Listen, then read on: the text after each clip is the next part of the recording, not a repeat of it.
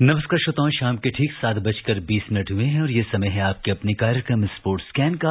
आज के sports scan के इस एडिशन के साथ मैं हूं आपका होस्ट और दोस्त सिद्धार्थ सिंह और तमाम खेल खबरों पर विस्तार से चर्चा करने के लिए हमारे साथ स्टूडियो में मौजूद हैं वरिष्ठ खेल पत्रकार संजीव कुमार। संजीव, स्पोर्ट्स स्कैन कार्यक्रम में आपका स्वागत है। नमस्कार। स्पोर्ट्स स्कैन कार्यक्रम की शुरुआत करते हैं टोक्यो पैरालंपिक से, जिसमें प्रमोद भगत और मनीष नरवाल ने आज भारत को 2 स्वर्ण पदक दिलाए। वहीं सिंहराज अदाना ने रजत और मनोज सरकार ने कांस्य पदक देश के नाम किया।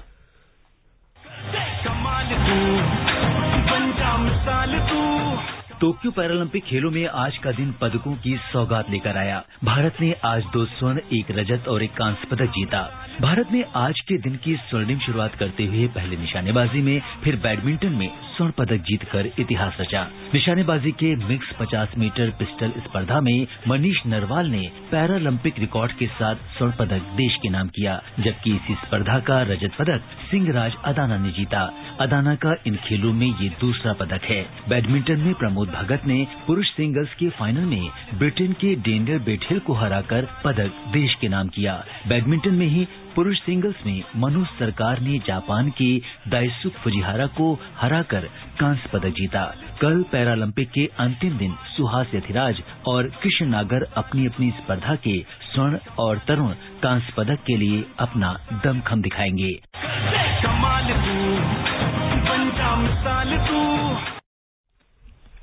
पैरालंपिक में भारत ने अब तक 4 स्वर्ण, 7 रजत और 6 कांस्य सहित 17 पदक जीत लिए हैं। चीन 93 स्वर्ण के साथ पहले, ब्रिटेन 41 स्वर्ण के साथ दूसरे और अमेरिका 36 स्वर्ण के साथ तीसरे स्थान पर हैं। और सबसे पहले तो संजीव, जैसा कि भारत ने आज कमाल किया है, और वाकई में जैसा कि हम इस गीत में सुन रहे थे कि कर दे कमाल तू, तो हमारे खिलाड़ियों ने वाकई में कमाल किया है। सबसे पहले हम अपनी चर्चा की शुरुआत करते हैं बैडमिंटन से या निशानेबाजी से। निशानेबाजी के मिक्स 50 मीटर पिस्टल स्पर्धा में मनीष नरवाल ने जिस तरीके से पैरालंपिक रिकॉर्ड बनाया, स्वर्ण भी देश के नाम किया, क्या कुछ कहना है? देखिए, इनकी जितनी भी तारीफ की जाए कम है। ओलंपिक्स में भारत के लिए पहला व्यक्तिगत गोल्ड मेडल जीतने वाले अभिनव बिंद्रा, उन्होंने कहा है कि ये रियल हीरोज हैं, हमारे वास्तविक हीरोज हैं, और ये हमारे लिए भी इंस्पिरेशन है। जी देखिए, एक हम दिव्यांग कहते हैं हमारे समाज में, बहुत दुर्भाग्यपूर्ण होता है, बहुत से लोगों के लिए सोचते हैं कि ये क्या है, लेकिन एक आम इंसान के लिए भी एक प्रेरणा के स्रोत हैं।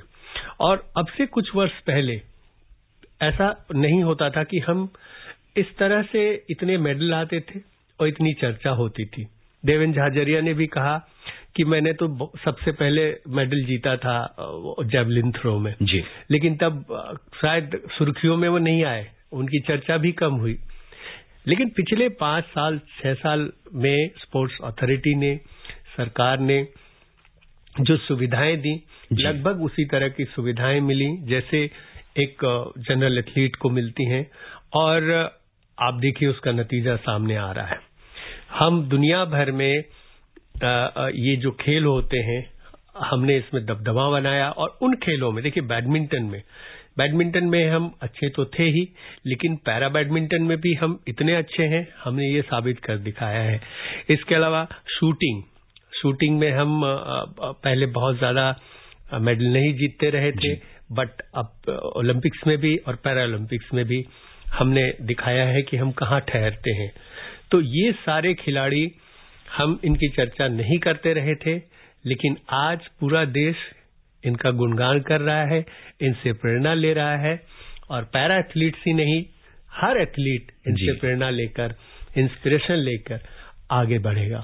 बिल्कुल। अगर हम मनीष नरवाल को देखें तो 2016 से इन्होंने पिस्टल शूटिंग की अपनी शुरुआत की है। फरीदाबाद से मतलब ये आते हैं, और जिस तरीके से इन्होंने 2020 की अगर हम बात करें तो इनको अर्जुन पुरस्कार से भी सम्मानित किया गया। और इतनी सहजता से उन्होंने जो निशाना लगाया है और देश को गौरवान्वित किया है, वो वाकई में इनका सफर हमेशा याद किया जाएगा।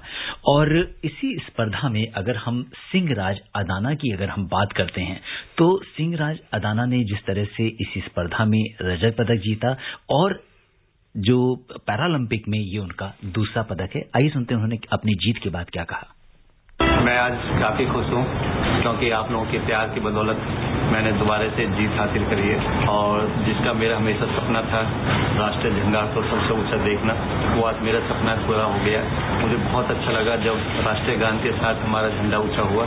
मैं ब्राउन्ज और सिल्वर के साथ टोक्यो ओलंपिक को बहुत याद करूंगा और खासकर मैं आप लोगों के प्यार को याद करूंगा क्योंकि आप लोगों की दुआ और प्यार ही मुझे यहाँ तक लेके आई है और मेरे कोचेज और मेरे स्टाफ सभियों को बहुत बहुत धन्यवाद। जी हाँ, उन्होंने सभी का धन्यवाद कहा है उन्होंने। और सिंहराज अदाना 2 पदक उन्होंने जीत लिया है, बहुत बड़ी उपलब्धि है। बिल्कुल, देखिए एक पदक के लिए सबसे पहले तो ये कहते हैं कि ओलंपिक में हिस्सा लेना ही अपने आप में बड़ी उपलब्धि होती है। जैसा प्रधानमंत्री ने भी कहा था कि हमारे जितने भी इतने बड़े देश में 1 अरब 35 करोड़ जनसंख्या में 100, 150, 200 जो एथलीट जाते हैं या इस बार 54 जो गए हैं पैरा एथलीट्स, वो गए हैं, वो सारे विनर हैं जी। लेकिन उनमें से भी जो इस तरह से मेडल जीतता है, एक मेडल जीत गया, वो बड़ी उपलब्धि है। लेकिन 2-2 मेडल के साथ लौटना, तो इसको तो अब इसके लिए शब्द ही नहीं है कि क्या कहा जाए। देखिए कितना डेडिकेशन होता है कि हमने एक एथलीट की जो कहानी सुनी कि वो उनको चोट लग गई थी, हाई जंपर जो थे जी, वो उन्हें बताया कि मैं बहुत हताश था। फिर उनको लोगों ने इंस्पायर किया, उनको समझाया और उन्होंने फिर अपने आप को योग किया, ध्यान किया और अपने को तैयार किया। प्रेशर होता है और इस बार कहीं ज्यादा निगाहें सबकी थीं तो और भी दबाव था, लेकिन साथ साथ जैसा अदाना जी ने कहा कि लोगों ने जो प्यार दिया, जो हमें हौसला अफजाई की, उसका बहुत बड़ा फर्क पड़ा है।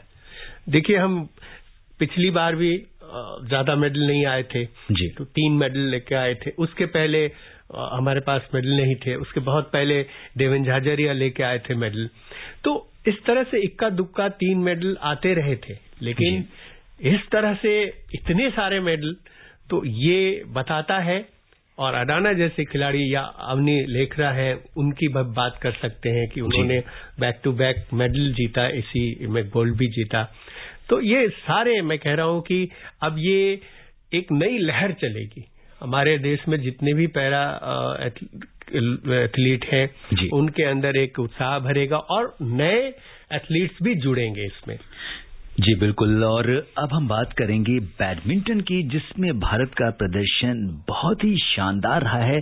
प्रमोद भगत ने पुरुष सिंगल्स के फाइनल में ब्रिटेन के डेनियल बेथेल को हराकर जो पदक है वो देश के नाम किया है और उसमें मनोज सरकार का भी बैडमिंटन से ही है। अगर हम देखें तो ओवरऑल कल भी हमारे पदक आने वाले हैं बैडमिंटन से, तो इस बार बैडमिंटन में काफी अच्छा प्रदर्शन रहा है। और सबसे पहले बात कर लेते हैं प्रमोद भगत की।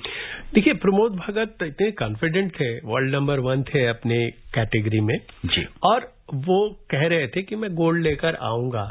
देशवासियों का प्यार है, हम पर इतना सबकी दुआ है और लोगों ने इतना उत्साहित किया है, तो वो बहुत ज्यादा कॉन्फिडेंट थे। और उनके खेल को अगर किसी ने देखा होगा तो जिस तरह से उन्होंने डोमिनेट किया, बहुत काबिले तारीफ था। ऐसा लग रहा था कि सामने वाले जो है ओपोनेंट, वो कहीं नहीं ठहरते और जो जस्टिफाई किया कि हम वाकई वर्ल्ड नंबर 1 है और गोल्ड के तो हम ही दावेदार हैं। तो प्रमोद भगत पहले से माना जा रहा था कि वो गोल्ड लेके आएंगे, क्योंकि उनकी रैंकिंग्स, उनके जो पिछले प्रदर्शन को हम देखें, और वर्ल्ड चैंपियन भी हैं। तो कुल मिला के हम जो उम्मीदें कर रहे थे उस पर पूरी तरह खरे उतरे हैं। और प्रमोद भगत तो और काफी सारे पैरा बैडमिंटनर्स को प्रोत्साहित करेंगे। बहुत ही अच्छे खिलाड़ी हैं और उन्होंने दिखाया भी। बिल्कुल, उड़ीसा से आते हैं और जिस तरीके का प्रदर्शन प्रमोद भगत ने किया है, और इसमें अगर देखें तो पुरुष सिंगल्स में आज जो मनोज सरकार का मुकाबला हुआ है जापान के दाइसुक फुजिहारा से, उन्होंने भी इस कांस्य पदक मुकाबले में अच्छा प्रदर्शन किया और देश को पदक दिलाया। हाँ, और कुछ एक मैं राउंड में देखा कि भारतीय खिलाड़ी से भी, चूंकि ग्रुप स्टेज में आप होते हैं तो आपस में भी मुकाबला होता है, अगर एक ही स्टेज में आए तो वहां भी उन्होंने फाइट दी थी। पहले से हम उम्मीद कर रहे थे कि उनसे भी हम मेडल हासिल हम कर सकते हैं। प्रमोद भगत से हमें गोल्ड की उम्मीद थी। मनोज सरकार का पहला अनुभव था और उन्होंने पहले बार में ही ये ब्रॉन्ज जीता है, तो फ्यूचर के लिए भी उम्मीदें जगाई हैं। और कल पैरालंपिक का समापन हो रहा है, कल अंतिम दिन है और भारत के लिए जो दो पदक पक्के हो चुके हैं। सुहास यथिराज फाइनल में पहुंच गए हैं और कृष्ण नागर जो हैं वो अपनी अपनी स्पर्धा के स्वर्ण पदक के लिए वो फाइनल मुकाबला खेलेंगे और इसके अलावा तरुण भी कांस्य पदक के लिए अपने दावेदारी पेश करेंगे। सबसे पहले बात करते हैं सुहास यथिराज की। गौतम बुद्ध नगर के जिलाधिकारी हैं और एक तरह से कहें कि न सिर्फ प्रशासनिक कुशलता या कौशल उनके अंदर है, पर जिस तरीके का प्रदर्शन उन्होंने यहां भी किया है और अगर हम उनकी विक्ट्री को देखें तो शुरू से ही बड़ा ही, जिसे कहते हैं, क्लीन जो विक्ट्री है वो रही है उनकी। हाँ, देखिए, ये एक अब सारे एथलीट उनको सलाम करना चाहिए। मैंने कहा कि जीतने वालों को कुछ हम ज्यादा ही उत्साहित होते हैं और उनके लिए शाबाशी वो हम देते हैं, बट यहां मैंने कहा हिस्सा लेना भी अपने आप में एक उपलब्धि है, ओलंपिक्स तक जाना पहुंचना। और उनमें भी ये जो सुहास एलवाई हैं, इनकी जितनी भी तारीफ की जाए कम है, क्योंकि एक प्रशासनिक अधिकारी, एक जिला अधिकारी, पूरे जिले का वो एक कहे तो नाम ही से जाहिर होता अधिकारी है, उसके साथ दिन रात 24 घंटे 24/7 उसके जिम्मे इतने सारे काम होते हैं। कहाँ क्या घटना घट गई, नई नई परियोजनाओं को उसको कार्यान्वित करना और कई मीटिंग्स लेना, और उसके बावजूद वो समय निकालते हैं हर दिन बिला नागा कि मुझे 1 घंटा ही सही बैडमिंटन खेलना। और उनका भी मैंने देखा मैच, जब दूरदर्शन स्पोर्ट्स पर आ रहा था तो मैंने देखा वो मैच, वो बहुत खेल देख के लग रहा था कि वो ऐसा नहीं कि किसी तरह जीत गए, दबदबे वाला खेल दिखा और वो वही खेल सकता है जो कि रेगुलर प्रैक्टिस में हो। और वो भी जाने से पहले कह रहे थे कि मैं गोल्ड लेके लौटूंगा, ये नहीं कहते थे कि मेडल लेके लौटूंगा। ये एक फर्क दिख रहा है हमारे तमाम एथलीट्स में, चाहे वो टोक्यो ओलंपिक्स या पैरा ओलंपिक्स की बात करें, कि वो मेडल लेके लौटूंगा और गोल्ड लेके लौटूंगा, तो ये बहुत बड़ी बात है। और जैसा मैंने कहा कि एक प्रशासनिक अधिकारी होने के बावजूद इस तरह का खेल करना, ये बताता है कि हर कोई भी चाहे कुछ भी कर सकता है अगर वो ठान ले तो। बिल्कुल, निश्चित तौर पर जो पूरे देश की शुभकामनाएं हैं वो कल के मैच के लिए सुहास यतिराज और कृष्ण नागर पर लगी हुई हैं। साथ ही साथ तरुण भी अपना दमखम दिखाने वाले हैं। और इस बीच राष्ट्रपति रामनाथ कोविंद और उपराष्ट्रपति एम वेंकैया नायडू ने टोक्यो पैरालंपिक में मनीष नरवाल को स्वर्ण पदक और सिंहराज अधाना को रजत पदक प्राप्त करने पर बधाई दी है। श्री कोविंद ने एक ट्वीट में कहा कि मनीष नरवाल ने पैरालंपिक में शूटिंग में स्वर्ण पदक जीतकर राष्ट्रीय ध्वज का गौरव बढ़ाया है। उपराष्ट्रपति वेंकैया नायडू ने कहा है कि टोक्यो पैरालंपिक में भारतीय खिलाड़ी राष्ट्र का सम्मान बढ़ा रहे हैं। प्रधानमंत्री नरेंद्र मोदी ने मनीष नरवाल को स्वर्ण पदक और सिंहराज अधाना को रजत पदक जीतने पर बधाई दी है। प्रधानमंत्री ने मनीष नरवाल और सिंहराज से फोन पर भी बात की। बातचीत के दौरान दोनों खिलाड़ियों ने प्रधानमंत्री का आभार व्यक्त किया। श्री मोदी ने दोनों खिलाड़ियों के भविष्य के प्रयासों के लिए शुभकामनाएं दी।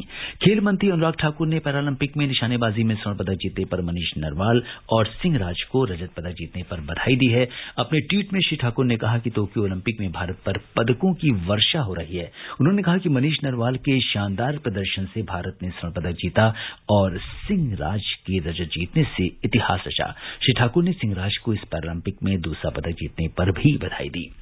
उपराष्ट्रपति एम वेंकैया नायडू ने प्रमोद भगत और मनोज सरकार को टोक्यो पैरालंपिक में पदक जीतने पर बधाई दी है। एक ट्वीट संदेश में श्री नायडू ने कहा कि देश को उनकी इस उपलब्धि पर गर्व है।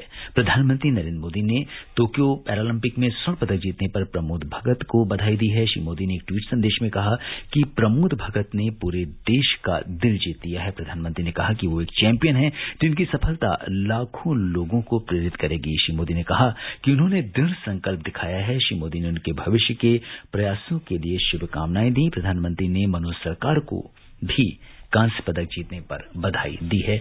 तो अगर हम देखें तो पूरे देश से जो शुभकामना संदेश है इन खिलाड़ियों के लिए वो लगातार आ रहे हैं, और हमारे जो प्रधानमंत्री जी हैं वो जैसे ही कोई खिलाड़ी जीतता है पदक तो न सिर्फ उन्हें ट्विटर पर बधाई देते हैं पर उनसे व्यक्तिगत रूप से फोन पर बात भी करते हैं।